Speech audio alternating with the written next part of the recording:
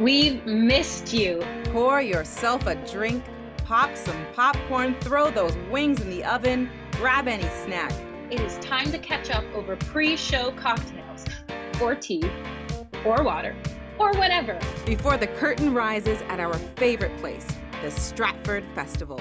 Let's gab about the shows of the 2021 season, the plays, and the cabarets. This is Showstarters with Alexis and Ijoma. Cheers!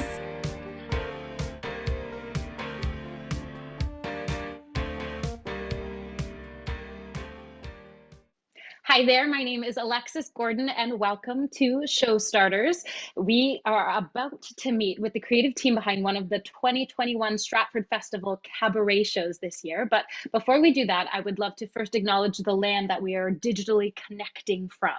Niagara-on-the-Lake, Stratford, and Toronto are on the traditional and ancestral lands of the Haudenosaunee, the Anishinaabeg, the Attawandaron, the Mississauga of the Credit First Nation, and the Wendat. We are so thankful for their stewardship of these lands and recognize the long-standing history of sharing stories on this land. And as the brilliant Sam White and New York City's Women's Project Theatre has shone a light on for me this past year, I would also like to acknowledge our privilege in having the accessibility to the internet, to our computers, our tablets, our phone devices, in order to connect to each other, as so many do not have that access or that privilege in this time. It is something that we do not take for granted to be able to share our stories and our art with you this way. Today, we are exploring You Can't Stop the Beat, the enduring power of musical theater, curated and directed by the amazing Tom Allison. Performing in the show will be Alana Hibbert, Gabrielle Jones, Evangelia Cambites, and Mark Yor. Now, this is Tom Allison's sixth season at the Stratford Festival. Some of his many amazing credits include Coalhouse Walker in Ragtime at the Shaw Festival and MC in Cabaret at Theatre Calgary.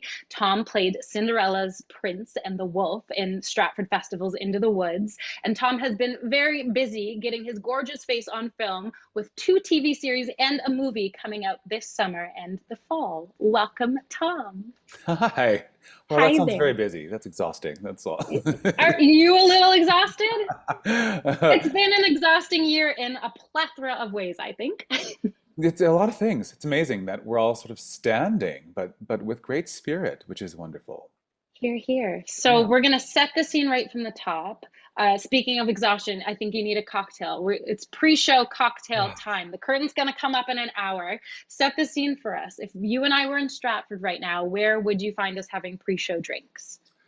I think on your patio or backyard. How about that? Mhm. That'd be great. Fabulous. Yeah. And what am I pouring us? I have a gin and tonic in front of me, but what's in Oh, front of you? it would be a Prosecco. It's in the wrong glass right now, and I love stemware, but this is I'll take a Prosecco for sure. Yeah. Beautiful. I also Mhm. have, of course, water standing by so I can say the words nicely. So everyone at home, pour yourself a water and or gin and tonic. We don't care what glass it's in, Prosecco, whatever makes you happy. Please join us for these pre-show cocktails. And yeah, you're welcome to my back porch anytime. We'll get Shane to make us a pizza. Oh, come on. I'll be there in 10 minutes plus 3 or 4 months. Yes, great.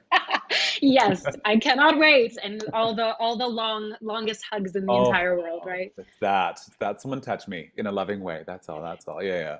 Right. We can't wait. Okay, so you do it all, Tom Allison. You do cabarets, you do plays, you do musical theater, you do TV, we do film.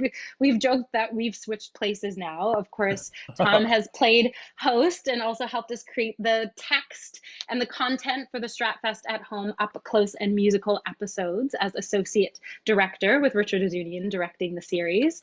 So why is musical theater or cabaret one of your favorite art forms? Why is creating cabaret such a place that you return to? You know, Other it's than you being amazing. yeah, yeah, yeah. Some pay, some don't. It's funny. I think so. For many actors, cabaret is so terrifying. And for years, I didn't think, I know, no one wants to see me perform as me. That seems ridiculous. But there's an interesting freedom about cabaret, and it's not the same as concert work, which is sort of presenting yourself in a very fancy way, and with some nice, lovely stories, and you sing these songs, and you've got a band, or you've got an orchestra, or whatever. But cabaret is so much more intimate.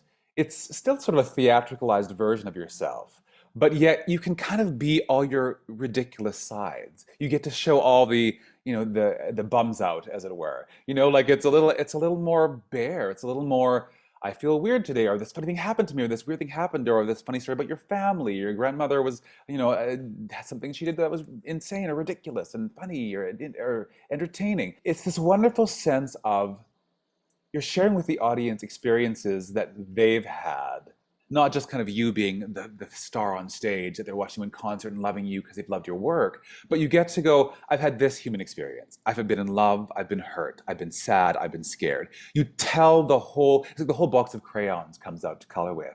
And with that, you can pick any song from anywhere. And I love theatricalizing. It's not just the theater songs, which are mostly what I like to do because I love them, but standards, and people do rock songs, you can do pop songs, but you get inside the meaning and the heart of them. And I love that. I love that you take these stories that people get to hear differently, and your own stories, of course, but also the song stories. People get to hear them twisted, rethought, turned inside out, and hear the lyrics differently for the first time. It's a really wonderful way to share an evening with a bunch of new friends.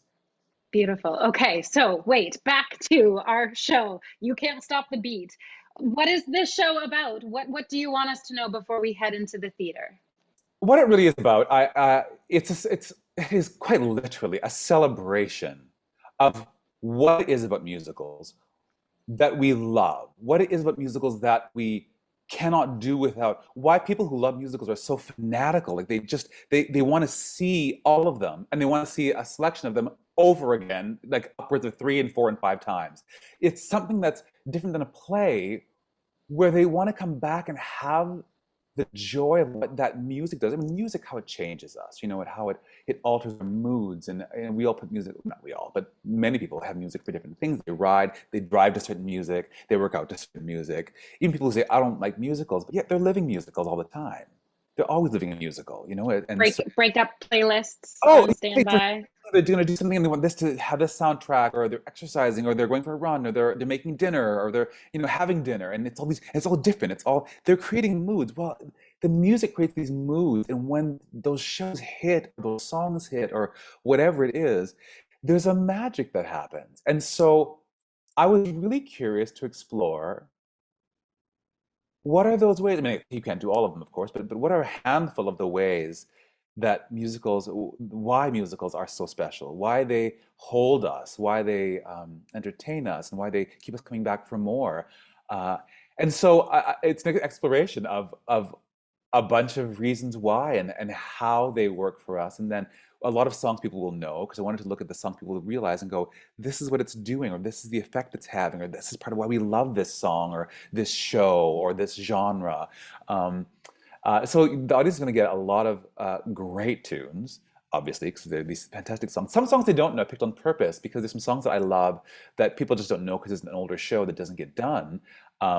But the songs are so interesting, and they illustrate something really well. And this cast is going to be so spectacular. And you're just going to get a ride that's going to make you reaffirm why you love musicals. If you like musicals, you might realize how much you love musicals afterwards. If you don't love musicals, what are you doing here? But We'll convert you. No, we'll convert you. come and We'll try. make you love it. You like Come it? on. Yes, yes. I got it. It's a ride. It's entertaining. Well, I wanted the show kind of to be like musicals, to be entertaining, to be informative, to be a wonderful, thrilling ride, to be cathartic, and it kind of travels through all of that world of all those reasons why they fill our lives with such joy. Even the darker ones, somehow they heal us. I keep saying this, when speaking isn't enough, we sing, or we turn to music for that heightened expression. Oh, that chord, or that chord progression moved me. Like, how did Rodgers and Hammerstein write You'll Never Walk Alone, knowing that chord progression would make us weep, or Climb Every Mountain? They knew what they were doing, Yeah, and they specifically wrote it so that even without text, you would emotionally respond, right. with that heightened sense that music fills in the gaps that we don't have the words for. So I love that, and I love that it's so joy fueled. What a tonic for this time. Um, That's it. That's what we needed. yes, That's what I thought. I, Let me I be part of that. I totally stole your word of tonic earlier. You've sort of used this to express what the show can do and can be. So if this show is a celebration of musicals and how they've captured hearts and proved a tonic to ailing souls over time, when did you first fall in love with musicals, and what show was it, or what form did that tonic take with that show? Interesting. I don't remember like the earliest, but we in Winnipeg. I grew up in Winnipeg, and we had Rainbow Stage. So in the summertime, we'd go and see musicals at Rainbow Stage, and I was like, oh, that's so magical. It's the weirdest thing. I feel a bit of a I don't know what. I didn't realize for years that you could make a career out of singing in music, like in shows, like in musicals. I didn't know that was a thing. But even though I went and saw them doing that, it's like that was some Did extra special thing. did you see anyone who looked like you on stage? Because that was a big stopper for me, that I didn't think I could do it because I didn't see anyone who looked like me up there. Right, right. I wasn't aware of it till later on, that I wasn't seeing a lot of them. I mean, certainly not a big number, or there might be one person in the ensemble, kind of thing. But even then, I Yeah. don't know that I was aware of that as a thing. It wasn't until later I went to see something at a big theater, several years later, I ended up going to the theater to perform, and I realized then that I didn't think I could be there because I didn't see anyone who looked like me. It was an after the fact. I went, oh wow, it never occurred to me that why wouldn't I be here like everyone else? So yes, retroactively, I realized it for sure. And I don't know if that was really why I didn't see this as a thing. Maybe it was. I wasn't aware of that at the time. But it's funny. I remember I became obsessed with musical theater cast recordings, and I collected them like tapes. Do you remember your first one, your first cassette?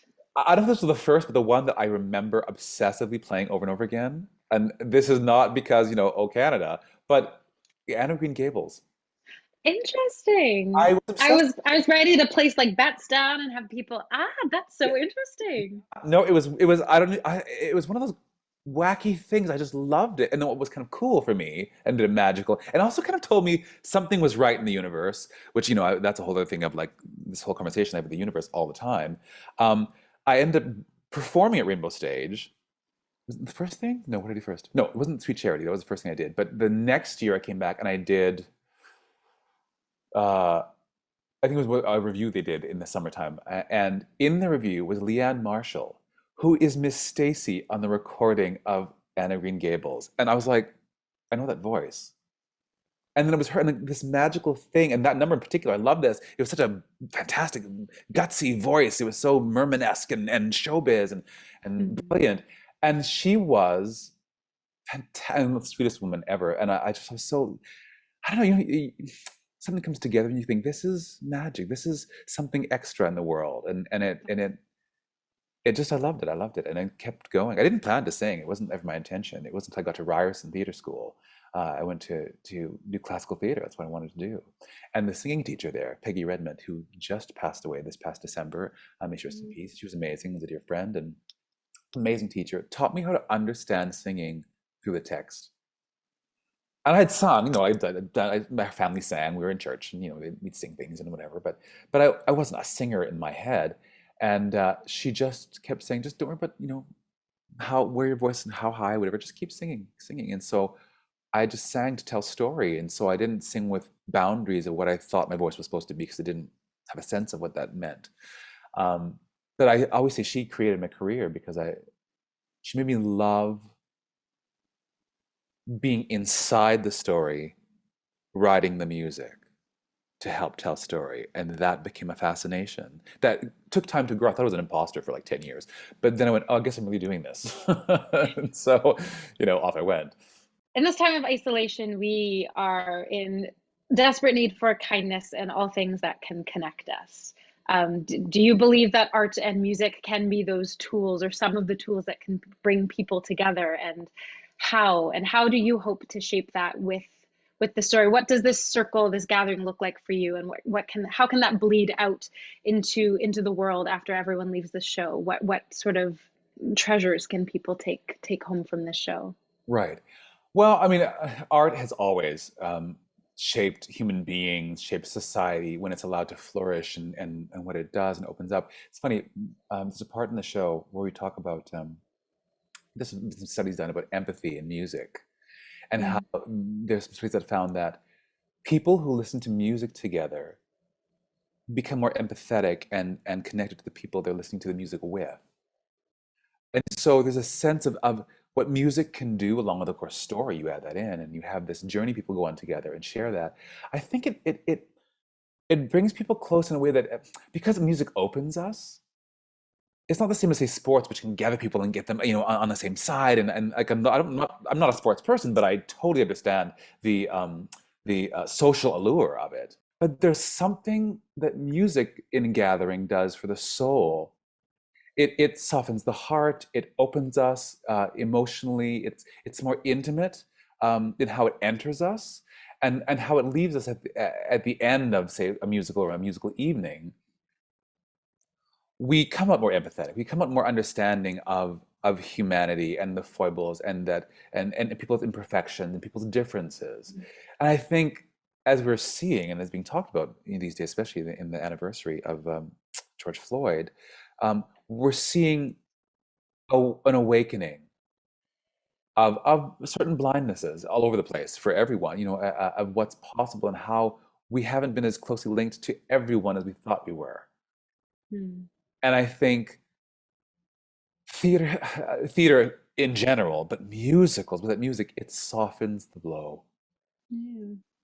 It's magic. Oh gosh, I miss it. So question for you, what does the word endurance mean to you? Your show is called The Enduring Power of Musical Theater, but what does endurance mean for you after a year of fatigue, exhaustion, and just trying to make it through one day at a time? How have you endured? What has gotten you through? And what were the silver linings or the light you held onto as you powered through? One, I've been very lucky that no one near and dear to me has suffered with COVID and has, and everyone's alive and everyone's healthy. So that's one. I mean, that's, I think, for all of us. If we can say that, that's amazing, and not everyone can say that. But and this is where I said I'm not afraid of sharing things now that are a little darker, because it's part of the story, right? So, and you know this already, but I will share this. I lost my family. It would be 2 years ago this June, since my mother died. She was the last one. And so my dad, then my brother, then my mother all died of cancer in that order within 2.5 years. My dad went, and by the time he went, my brother was sick. And then by the time he went, my mother was not well. And it was the most bizarre thing that I ever experienced. And so mother being 2 years ago, so you go back to, when this all happened, it hadn't even been a year since my mother was gone. And I was still reeling from that. So by the time this came, one, the people that close to me were already gone, so they weren't at risk. But also,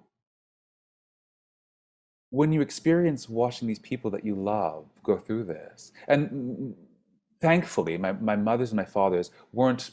My father was long for 2 years, but he wasn't in pain. It wasn't really awful. It was just he was getting weaker and weaker, So my mother was quite quick, and my brother's was bone cancer, which, as I was to find out, and so was he, it is one of the most painful. And he was in agony for 2 years.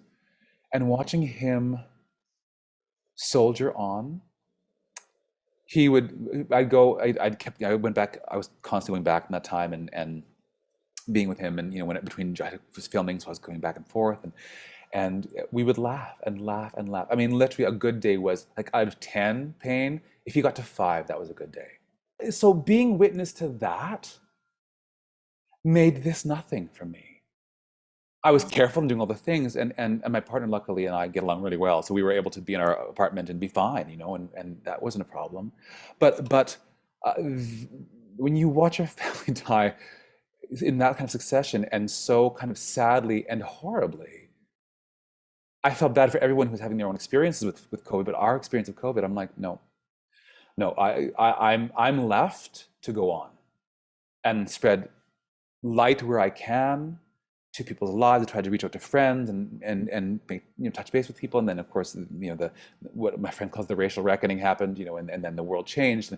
And I tried to be there for my friends of color and young performers and just be a light wherever I could. It took a toll for a moment. I had to sort of take a break, because I've got a huge life force, and I can withstand a lot of stuff. But After all of that, I was worn down. My partner finally said, "You have to stop because I see your light growing dim. I see you're not shining through your eyes." And so I took a, Mm. bit of a step back, recharged, and came back. But I was determined not to let this be a waste of any of my life. If I wasn't going to waste time mourning them and stopping everything to and just stop it just expire because they were gone, I was certainly not going to let this stop me. And so I used it to galvanize myself to move forward. And I wanted to transition to directing, and I wanted to explore new ways to give something back to the world. I know that I said to my partner in the middle of this, I know that part of what I was put on this earth for, created for, was to bring some light to the world, some joy. And and I think my parents, who in mixed marriage, were married in 1960, and when my father passed away, they had been married for 56 years. And the stories of like death threats and couldn't get an apartment and chased in cars and all that stuff. And I just think, and they would laugh and laugh and laugh, and the joy in their lives, they never let anyone's darkness take them down. And I feel like I get to be the result of their joy and survival. It is my job now with them gone, and my brother who can't carry on, who didn't have a family, didn't have, there's no Allisons after this. My legacy has to be that I'm going to lift this world and do something to it and give something to it that makes people feel like it's okay, it can be okay. There's always with this choice. We can choose joy. Doesn't mean choose to be happy all the time. Choose joy. Choose something that's, Authentic. yes, something that's really, there's always something to choose that's like, that's a a higher choice, a higher plane, something that can give to someone else, not to let it cave in on ourselves, and be there for yourself first, and then for other people, and lift everything up. I can't just live in a dungeon of despair. I won't do it. That's stunning. You have the most beautiful, beaming examples of endurance and life force. And you are this glowing life force. So you're fueled with, yeah, the souls and spirits of every single one of your family members. I totally feel that.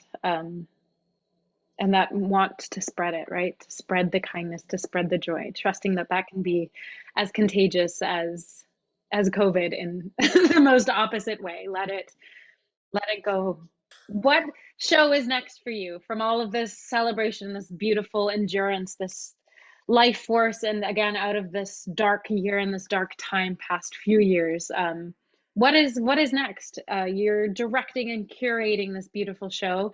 Has has anything inspired you to already start on the next one, or that character or that song led you to think, oh, there's part two, or there's, oh no, this is fueling me to go direct and not create, or no, I need to make my own musical now.